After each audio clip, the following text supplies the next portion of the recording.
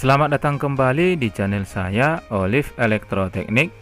Pada video kali ini saya akan kembali membahas mengenai peralatan proteksi listrik, yaitu RCBO. Baiklah, bagi teman-teman yang ingin memahaminya, bisa disaksikan video saya berikut ini.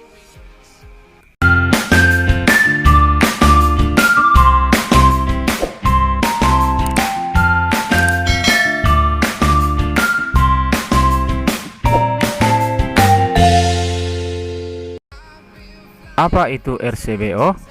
RCBO adalah sebuah alat hasil penggabungan dari MCB dan ELCB yang berfungsi untuk memutus aliran listrik ketika terjadi kebocoran arus, hubung singkat, dan beban berlebih.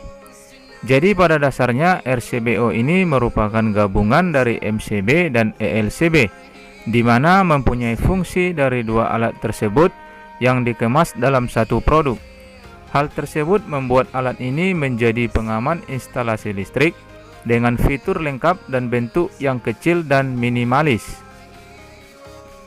Berikut ini merupakan bentuk fisik dari RCBO.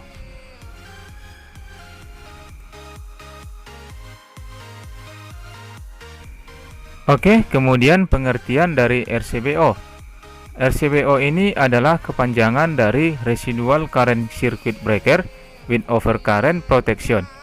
Jika diterjemahkan dalam bahasa Indonesia, yaitu pemutus sirkuit arus sisa dengan perlindungan arus lebih.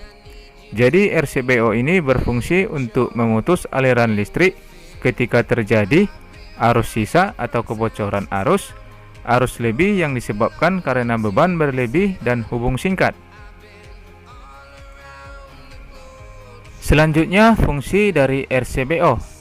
Seperti dijelaskan di atas, RCBO ini mempunyai beberapa kegunaan, yaitu yang pertama, memutus aliran listrik ketika terjadi hubung singkat atau korsleting. Hubung singkat merupakan suatu gangguan yang terjadi karena kutub positif atau fasa dan kutub negatif ataupun netral pada suatu instalasi listrik saling terhubung, sehingga mengakibatkan lonjakan arus yang sangat tinggi.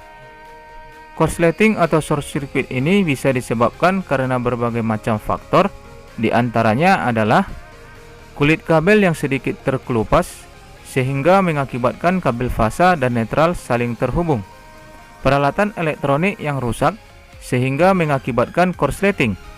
Maka ketika terjadi short circuit atau hubung singkat tersebut, RCBO akan langsung memutus aliran listrik sehingga tidak terjadi hal yang tidak diinginkan seperti kebakaran rumah. Yang kedua, memutus aliran listrik ketika terjadi beban berlebih atau overload. Beban berlebih ini disebabkan karena beban listrik yang terpasang pada suatu instalasi melebihi kapasitas listrik PLN yang terpasang. Misalkan pada suatu rumah langganan listrik PLN 900 Watt dengan arus 4 Ampere. Apabila penggunaan peralatan elektronik di rumah tersebut melebihi 900 Watt atau 4 Ampere, maka RCBO akan langsung memutus aliran listrik di rumah tersebut. Yang ketiga, memutus aliran listrik ketika terjadi kontak fisik atau ada orang yang tersetrum. Misalkan pada suatu instalasi listrik rumah, ada kabel yang sedikit terkelupas. Kemudian ada orang yang tidak sengaja menyentuh kabel tersebut sehingga membuat dia tersetrum atau tersengat listrik. Cara yang dilakukan RCBO untuk mendeteksi adanya kontak fisik atau orang tersetrum adalah dengan membandingkan arus yang mengalir pada kabel fasa dan netral. Apabila terjadi perbedaan nilai arus antara kabel fasa dan netral, maka RCBO akan langsung memutus aliran listrik. Hal tersebut dikarenakan ada sebagian arus listrik yang mengalir ke tubuh orang yang tersetrum tersebut. Selanjutnya kita masuk ke cara pasang RCBO. Bisa diperhatikan seperti gambar berikut. Untuk kabel fasa PLN yang berwarna hitam masuk ke MCB utama, yaitu MCB domain sebagai incomingnya. Dan outgoingnya ataupun keluaran dari MCB ini masuk ke masing-masing RCBO. Di sini ada 3 buah RCBO. Dan sementara untuk hantaran netralnya, bisa diperhatikan kabel yang berwarna biru masuk ke bagian masing-masing RCBO. Dan sementara untuk keluarannya ataupun outputnya langsung masuk ke masing-masing stop kontak. Sementara kabel yang berwarna hijau kuning adalah merupakan kabel untuk terminal grounding.